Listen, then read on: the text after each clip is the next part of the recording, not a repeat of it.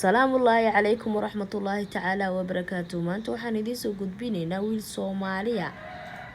Soomaali ah oo iska dhigay gabar si uu ugu dhoofo baasaboor gabar leedahay ayaa 12 bishan lagu qabtay magaalada Ankara ee dalka Turkiga.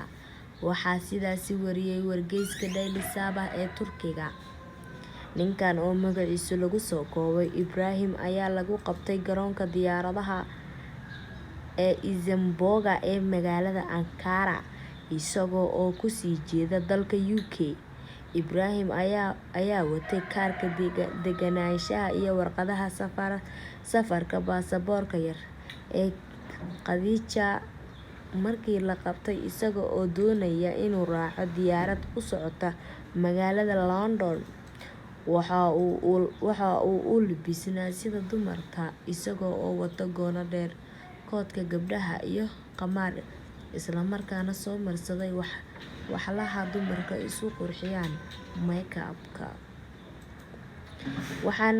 Ibrahim ayaa sidoo kale u muuqaal eg gabadha lagu magacaabo Khadija ee uu baasaboorkeedii ku safrayay.